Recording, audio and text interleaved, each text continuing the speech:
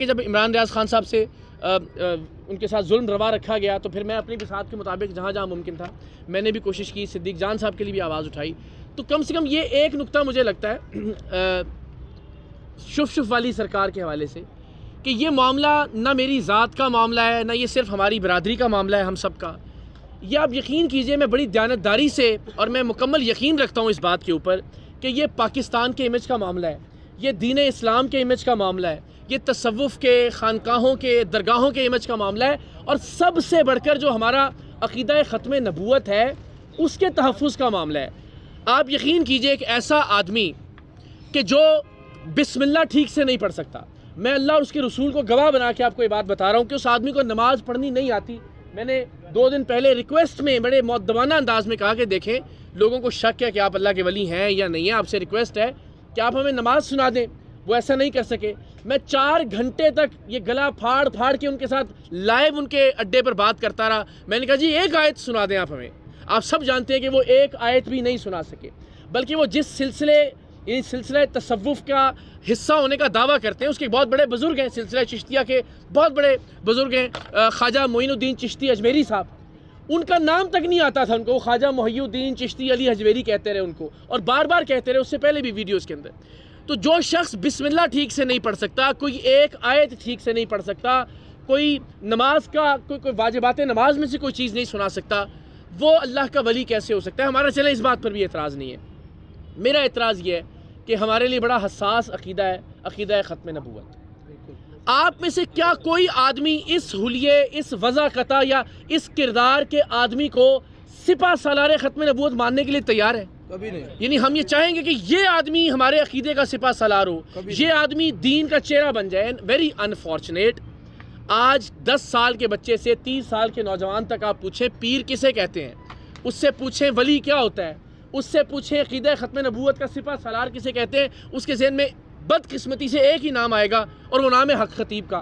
اس لیے کہ اس نے سوشل میڈیا پہ اسی کے ڈرامے دیکھے ہیں. اس کو لگتا ہے کہ پیر کا یا تصوف کا یا خانقاہوں یا درگاہوں کا مقصد ہی یہ ہوتا ہے یا شکل ہی یہ ہوتی ہے. اینڈ ناٹ اونلی دیٹ، آپ تصور نہیں کر سکتے. اب جب سے ہم نے اس کو شروع کیا تو ہمیں اندازہ ہوا روزانہ کی بنیاد پہ درجنوں ویڈیوز آ رہی ہیں. بلال یہاں موجود ہیں، گواہ اس بات کے، جو لوگ متاثر ہیں ان کے. بلوچستان سے ایک کینسر کی مریضہ چلتی ہے، سندھ سے ایک 10 سال کا معذور بچہ چلتا ہے جسے یورین بیگ لگا ہوا ہے، اور وہ 12 بار سفر کر کے جاتے ہیں اس بدبخت کے پاس، اور یہ 12 بار بلاتا ہے کہ جی ایک دم، پھر دوسرا دم، پھر تیسرا دم. کیوں؟ کیونکہ پورے پاکستان میں اس کا ٹرانسپورٹ نیٹ ورک ہے. یعنی اگر آپ نے لاہور سے جانا ہے نا بلاوڑا شریف تو کوئی بس نہیں جائے گی وہاں پہ.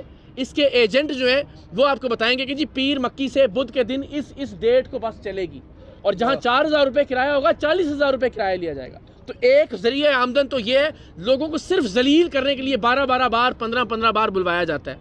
اور وہ لوگ بیچارے جن کے گردے فیل ہو چکے ہیں، جو ڈائلیسس پہ ہیں، جن کی کیمو تھراپیز ہو رہی ہیں، وہ لوگ جن کے بچے معذور ہیں، جن کی بزرگ والدین بیماری کا شکار ہیں، ان لوگوں کو بار بلایا جاتا ہے. پھر وہاں پہ 2 دن انتظار کروایا جاتا ہے. ان کی ایک خادمہ کل ہمیں بتا رہی تھی کہ یہ اتنا بدبخت آدمی ہے کہ یہ اپنے کمرے سے پردہ بار ہٹا کے دیکھتا ہے کہ نیچے رش لگا یا نہیں لگا، اور جب تک رش نہیں لگتا یہ حضرت صاحب باہر نہیں آتے شف کرنے کے لیے.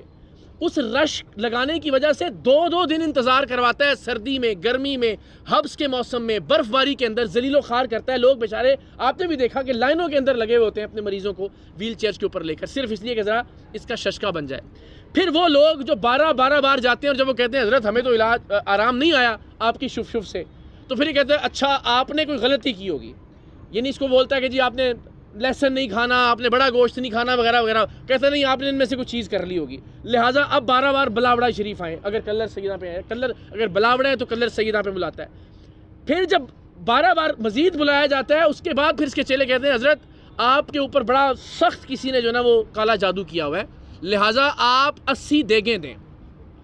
بندہ کہتا ہے جی چلے ٹھیک ہے، میں گھر بیچ کے میرا بچہ ٹھیک ہو جائے، میری ماں ٹھیک ہو جائے، میرا بھائی ٹھیک ہو جائے، میں اپنے زیور بیچ کے، اپنا گھر بار بیچ کے، اپنی زمینیں بیچ کے میں دے دیتا ہوں پیسے، میں دیتا ہوں دیگیں. بتائیں کدھر دینی ہے؟ کہتے نہیں دیگیں نہیں، پیسے میں دے دیں. ہم اس کی ریکارڈنگز موجود ہیں ہمارے پاس. اس طرح سے بیچارے ان مریضوں کو لوٹ کے، جو غریب، جن کے پاس ڈاکٹر کے پاس جانے کے پیسے نہیں ہوتے، اس لیے وہ کہتے ہیں شاید ایک پھونک سے یا ایک دم سے ہمیں آرام آ جائے.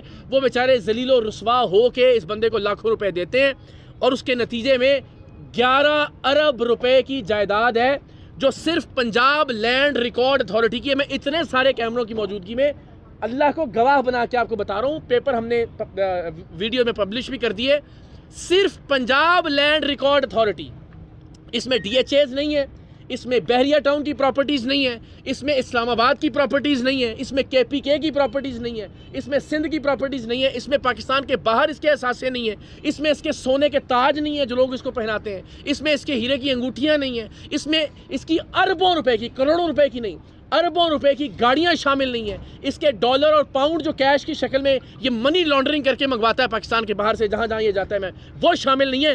صرف پنجاب کا جو لینڈ ریکارڈ اتھارٹی کا ریکارڈ ہے اس کے مطابق 1100 کروڑ کی پراپرٹیز ہیں, جسے مانا ہے, یہ ڈینائی نہیں کیا اس نے بعد میں جو انٹرویوز دیے اس نے کہا جی میرے پاس 1100 کھرب بھی ہوں تو کم ہے, آپ صرف 11 ارب کی بات کر رہے ہیں. اور کیا پھر بدبخت آدمی کہتا ہے میں نے ختم نبوت سینٹر کے نام پر یہ پراپرٹیز لی ہیں. بھائی کوئی پراپرٹی 5 سال سے آپ کے نام پر ہے, کوئی پراپرٹی 10 سال سے آپ کے نام پر ہے, اور آج تک آپ نے کوئی ختم نبوت سینٹر شروع نہیں کیا. اور ختم نبوت سینٹر کے لیے آپ اپنے نام پہ پراپرٹی لیں گے, کوئی ادارہ ہوگا جس کا آڈٹ ہو سکتا ہو, آپ پرسنل نام کے اوپر کیسے لے سکتے ہیں؟ تو یہ اتنی بڑی بدبختی ہے. ابھی میرے ساتھ کچھ 4-5 ٹرکش یوٹیوبر رابطے میں, ایک ٹرکش یوٹیوبر پاکستان کے لیے آئے تھے, کوئی ایجنٹ ان کو لے گیا ان کے پاس, وہ آپ آج کل میں دیکھیں گے بھی, میں ویڈیو سینڈ بھی کروں گا آپ کو. تو وہاں جا کے اس نے وہ ٹرکش کو بھی شف کرنا شروع کر دی, اور وہ اس نے اتنا نیگیٹو وہ بنایا. ہمارے یہاں پاپولر اس لیے نہیں ہوا کہ وہ ٹرکش کے اندر 1 ملین ویوز اس کے وہاں پہ ہو چکے ہوئے ہیں, اور کوئی 1.5-2 ملین کے اس کے فالوورز بھی ہیں. اس کا نام سم تھنگ علی کچھ کر کے, تو اس کا انٹرویو بھی ابھی ہم کریں گے ایک آدھ دن کے اندر.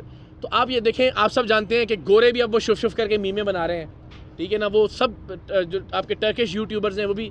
تو کیا امیج ہم وہ یہ ایک آدمی دیکھے گا کہ یار ایک پاکستانی مسلمان عامل ہے یا لیڈر ہے, وہ شف کر رہا ہے, اور اس کے سامنے 4 لوگ ہیں جنہوں نے لمبی زبان نکالی ہوئی ہے, یا اس کے سامنے ایسے لوگ ہیں کہ جو اچھل رہے ہیں, کلا بازیاں کھا رہے ہیں.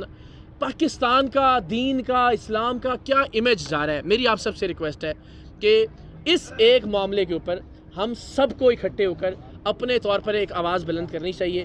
اس لیے کہ یہ آپ یقین کریں, آپ کوئی ایک ویڈیو بھی دیکھیں گے جو اس کے